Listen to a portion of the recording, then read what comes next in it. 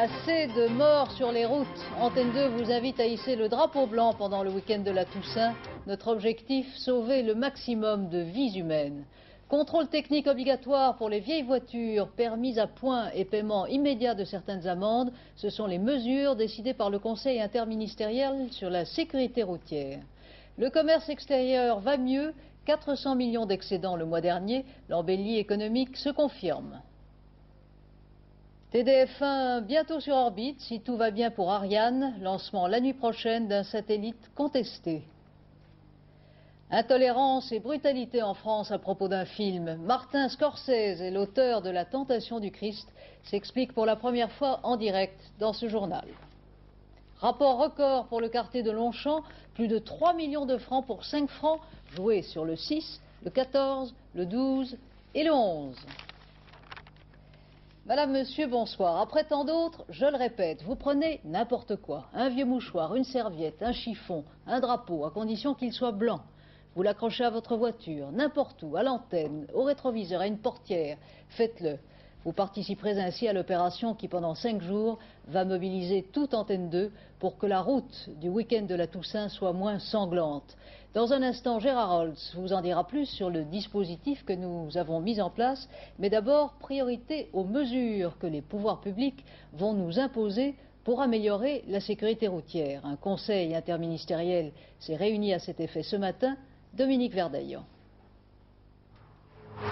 Première volonté du gouvernement, réprimer les récidivistes de la route. La route qui en France tue 10 000 personnes par an.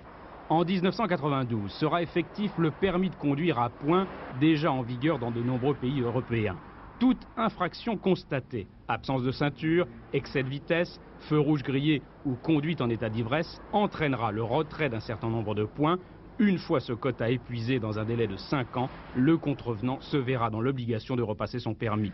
Autre mesure effective dès 90, un contrôle technique périodique des véhicules de plus de 5 ans. Un contrôle qui devra être effectué dans l'un des 4400 centres agréés. Une décision qui touche 16 millions de véhicules. La vétusté des voitures est à l'origine de 5% des accidents. 2 mesures qui, avec le paiement immédiat des amendes dans plusieurs départements pilotes, soulignent la volonté du gouvernement de transformer les mentalités et comportements des conducteurs. 94% des accidents entraînant des problèmes graves sur autrui, soit des décès, soit des blessures graves, sont le fait du comportement des conducteurs. Il est donc normal que nous travaillions pour sensibiliser les conducteurs, les avertir, faire en sorte qu'il y ait des sanctions là où c'est nécessaire. Enfin, dernier souhait du comité interministériel, mettre fin au piston qui permet à certains de faire sauter contraventions et amendes. Actuellement, 26% des procès-verbaux passent aux oubliettes. Ces mesures ont aussi pour but d'harmoniser le système français avec ce qui existe déjà dans d'autres pays voisins. Et l'échéance 90-92 est une manière de nous préparer au marché unique. Le week-end le plus meurtrier de l'année en France, les statistiques de la sécurité routière le prouvent, c'est bien celui qui s'annonce avec le pont de la Toussaint. Voilà pourquoi, en collaboration avec Europe 1, 45 journaux de la presse quotidienne régionale et les assurances générales de France, Antenne 2 met en place pendant 5 jours un dispositif sans précédent, Gérard Holtz. Oui, c'est vrai. C'est la première fois au monde, Christine, qu'une télévision, qu'une radio et que des partenaires comme ça, économiques, se mobilisent pour essayer de sauver des vies humaines. Alors, vous le disiez tout à l'heure, vous avez raison, le week-end de la Toussaint, c'est le week-end le plus meurtrier de l'année. En 1983, par exemple, Daniel Lecomte, Jean-Claude Guilbeault, qui sont les producteurs de l'ensemble de Drapeaux Blancs, ont calculé, ont retrouvé ces chiffres, 3285 accidents, 209 tués, 4985 blessés. Voilà nos chiffres tests. Et nous allons essayer, pendant le week-end 1988, qui correspond exactement à ce week-end 1983, parce que le mardi, c'est le 1er novembre, donc nous sommes dans le même créneau, eh bien nous allons essayer de faire baisser le nombre de tués sur les routes. Comment ? Avec 11 points de direct en France. Nous serons en liaison tous les jours avec les journalistes, les présentateurs, les reporters d'Antenne 2 qui feront le point donc sur la circulation routière, sur les reportages, sur les témoignages. Et puis surtout, ce que nous voudrions sur Antenne 2, c'est sensibiliser l'opinion, c'est expliquer très lucidement, très sincèrement aux Français que les Français sont de mauvais conducteurs. il faut qu'on se le répète ensemble. Il y a des efforts à faire. Il faut moins boire, il faut aller moins vite et il faut mettre sa ceinture de sécurité. Et il faut mettre aussi son casque lorsqu'on fait de la moto. L'association des motards en colère nous le répétera souvent, il faut mettre son casque pour éviter qu'il y ait des morts, autant de morts sur les routes, et en particulier pendant le week-end de la Toussaint. Alors le drapeau blanc, ça veut dire je respecte cette mini-charte, ces 3 points, je mets un drapeau blanc sur ma voiture. Voilà. Merci Gérard. Et dès demain, dès 20 h, nous saurons combien de vies auront été épargnées grâce à ce dispositif. Les ordinateurs de la sécurité routière le calculeront par rapport au dernier week-end comparable, donc celui de 83. N'oubliez pas, pour participer à cet effort collectif, il vous suffit de bien conduire et d'accrocher un chiffon blanc à votre voiture. Changeons de couleur et passons au vert. Le commerce extérieur, lourdement déficitaire en août, accuse un excédent en septembre. 400 millions de francs, en données corrigées des variations saisonnières, contre un déficit de 9 milliards en août. Les importations ont légèrement fléchi, les exportations ont fait un petit bond en avant. Un exemple à l'appui, celui de ce fabricant de blue jeans qui réussit à exporter 90% de sa production en Allemagne fédérale. Un exploit quand on sait que l'habillement français ne vend à l'étranger qu'un tiers de sa production en moyenne. Ève Mettet.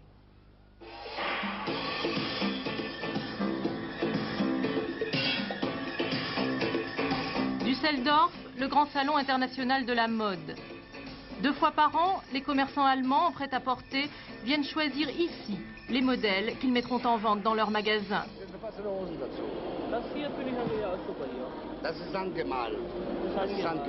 T-shirt orange, cet homme qui parle l'allemand couramment est français. Il sait que le produit qu'il fabrique, le jean, est un produit difficile. Rien a priori de typiquement français, rien a priori pour réussir sur le marché allemand où la concurrence est rude. Alors, il paie de sa personne. 3 à 4 fois par mois, il se rend en RFA. En plus d'animer des stands dans les salons, il visite ses clients. Le seul moyen, selon lui, de relancer régulièrement les commandes. Les fabricants français ont ici une mauvaise image de marque, difficile à réhabiliter. Des fabricants français, j'en ai connu. J'ai passé des commandes, je n'ai jamais reçu ma marchandise et je n'ai jamais revu mon argent. Aller vers le client, ce principe, René Ehrlich l'applique non seulement dans sa démarche commerciale, mais aussi en amont, dès le stade de la fabrication. Inutile, selon lui, d'arriver sur un marché étranger persuadé que son produit est le meilleur du monde. Il faut savoir l'adapter. J'ai dû le modifier parce que l'allemande est beaucoup plus grande, plus forte. Donc on a dû augmenter les tailles, les longueurs et autres. Il faut s'adapter à chaque pays. Vous savez, chaque personne a sa mentalité. Il y a une mentalité française, une mentalité allemande, une mentalité italienne. Il faut s'adapter aux gens. Prochaine conquête pour les jeans Foster, l'Italie. Un autre marché où la concurrence est vive dans l'habillement. Mais René Ehrlich a appris l'italien et il s'est rendu déjà à Rome pour palper sa future clientèle. Ce bon chiffre du commerce extérieur de septembre revigore le franc. Et puis avec les résultats encourageants de la lutte contre le chômage, c'est plus qu'une embellie de notre économie, c'est presque un changement de tendance que devrait confirmer bientôt l'enquête de l'INSEE sur la conjoncture, Philippe Sassier. Oui, Christine, c'est un changement de tendance. Et figurez-vous qu'il faut remonter aux années Pompidou, donc avant le premier choc pétrolier de 1973, pour trouver une météo économique aussi favorable. Michel Rocard encaisse donc les dividendes de la politique lancée par Jacques Delors en 1983 et poursuivie par Bérégovoy à première manière et par Édouard Balladur avec en prime une forte demande mondiale à laquelle la France paraît enfin mieux répondre. La semaine prochaine, c'est vrai, l'INSEE publiera une étude qui montre qu'il n'y a pas embellie, mais véritablement changement de climat pour notre économie. La croissance, 3,5% cette année, sera la plus forte depuis 12 ans et sans reprise de l'inflation. Les investissements vont probablement faire un bond de plus de 8%. Les entreprises redeviennent prospères. On a cessé de détruire des emplois, on a recommencé à en créer. Enfin, si nous importons pour consommer et investir, nos exportations repartent. Paradoxalement, ces bons résultats vont peut-être gêner le gouvernement dans ses discussions avec les salariés qui savent, selon la célèbre formule de Bergeron, qu'il y a davantage de grains à moudre. Mais notre situation reste fragile, la conjoncture mondiale, notamment aux États-Unis, est incertaine. Avec plus de 2,5 millions de chômeurs, nous ne sommes pas sortis de la crise. C'est pourquoi Bérégovoy et Rocard donnent rendez-vous aux salariés dans 7 mois. Reste à savoir si ces derniers auront la patience, Christine, d'attendre le nouveau partage du gâteau. Et justement, quelques conflits sociaux continuent de perturber la vie quotidienne, surtout dans les transports en commun. Il n'y en a pas eu du tout aujourd'hui à Lyon ni à Nantes. Quelques débrayages aussi dans le métro parisien et manifestations à Paris des douaniers et salariés des transports CGT. En Moselle, plusieurs centaines de mineurs ont occupé aujourd'hui la direction générale des houillères du bassin de Lorraine. Par ailleurs, nouveau préavis de grève dans l'audiovisuel, notamment à FR3 pour le 4 novembre, jour de l'examen du budget de l'audiovisuel à l'Assemblée. Les infirmières ont à nouveau manifesté aujourd'hui, de façon moins massive que les semaines précédentes, notamment à Paris et en Arles, où le président Mitterrand rencontrait aujourd'hui le président du Conseil italien pour examiner l'état de la coopération entre la France et l'Italie et les relations Est-Ouest. Les infirmières ont été dispersées par les CRS avant l'arrivée du chef de l'État. À l'Assemblée nationale, le budget de la justice n'a pas réussi son examen de passage. Tous les groupes de l'opposition et les communistes l'ont jugé mauvais. Plutôt que de le voir rejeté, le garde des Sceaux a dû utiliser la procédure de la réserve. C'est la 2e fois seulement dans l'histoire de la Ve République. Le vote est donc reporté à la fin de la discussion budgétaire. Le RPR se dit satisfait de constater que les socialistes n'ont pas réussi cette fois à faire cause commune avec les centristes et les communistes comme sur d'autres budgets.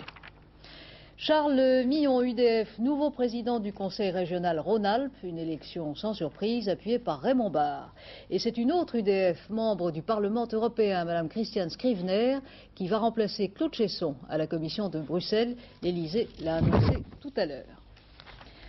Entre 3h17 et 4h13 demain matin, si tout va bien, Ariane s'élancera de Kourou pour mettre sur orbite le satellite français de télédiffusion directe TDF1.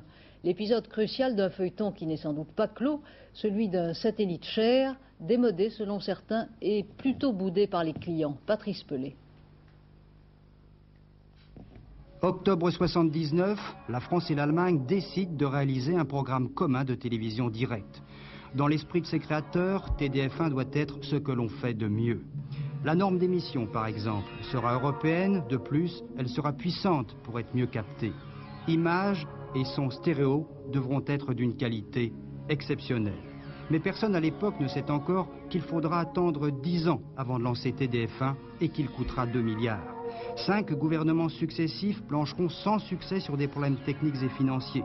Le résultat, à l'heure actuelle, sur les 5 canaux disponibles, seule la 7, la chaîne européenne à vocation culturelle, a retenu sa place. Trop cher ont répondu les autres qui n'ont pris que des options. À quelques heures du lancement, la question se pose encore, fallait-il fabriquer et lancer TDF1 ? TDF1 ne sera pas un gâchis. TDF1 est une belle réalisation technologique et si le lancement est réussi, ce que je souhaite, cela nous permettra d'avoir 300 millions de téléspectateurs en Europe et dans le Maghreb atteints directement par ce satellite. Cela nous permettra de toucher un marché de 40 à 50 milliards de francs pour les nouveaux téléviseurs à haute définition et cela nous permettra, sur le plan culturel, d'être à l'avant-garde de la télévision de demain. Il faut maintenant espérer que TDF1 arrivera en bon état en orbite et que le lancement de son concurrent luxembourgeois Astra ne ruinera pas sa carrière avant qu'elle n'ait commencé.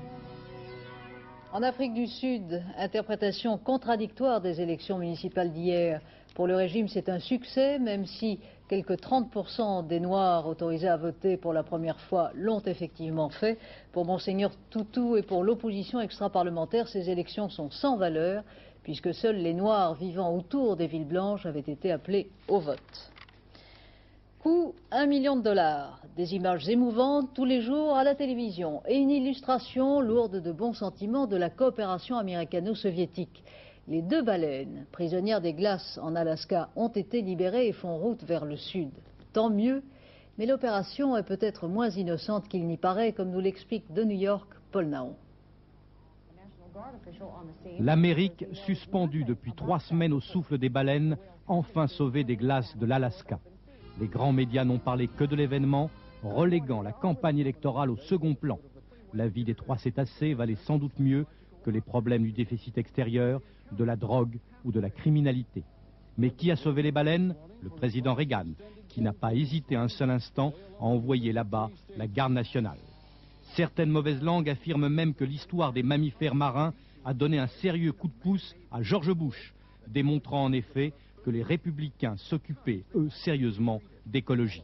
Jusqu'aux soviétiques, venus aider les Esquimaux américains, Gorbatchev a donc clairement pris position. Il soutient George Bush. C'est connu, les soviétiques préfèrent la continuité. Enfin, il n'y aura pas de suspense le 8 novembre prochain. L'Alaska a voté républicain en 1980 et 1984. Le film est sorti en France il y a tout juste un mois. 18 salles devaient le projeter, il n'y en a plus qu'une.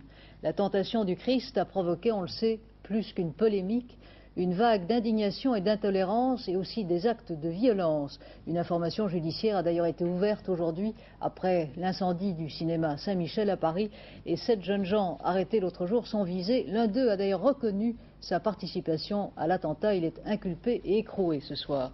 Jusqu'ici, l'auteur du film, Martin Scorsese, s'était refusé à toute explication publique. Michel Pascal l'a convaincu. Martin Scorsese, good evening, bonsoir. Good evening. Alors, la France est le seul pays d'Europe où votre film ait suscité tellement d'indignation et même de la violence. Est-ce que vous en êtes surpris? Well, I must say that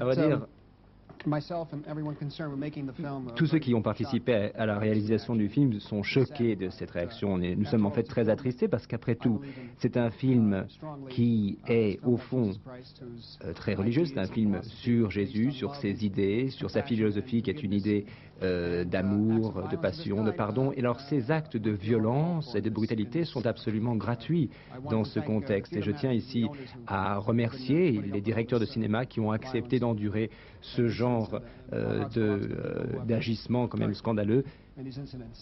Et ces incidents sont vraiment sont scandaleux. Alors je vous propose d'écouter avec nous l'explication que donne l'un des cardinaux français les plus réputés pourtant en d'autres occasions et sur d'autres terrains pour son ouverture d'esprit. Il s'agit de Monseigneur Lustiger.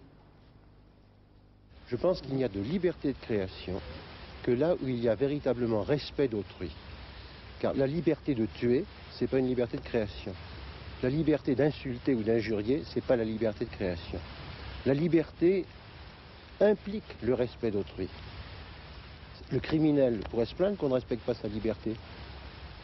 L'artiste véritable, s'il ne cherche pas d'abord le profit financier ou la publicité, doit avoir dans son cœur et dans son esprit le respect de ceux à qui il parle et de ceux dont il parle. Martin Scorsese, vous avez donc entendu, Monseigneur Lustiger, votre réaction à ces propos?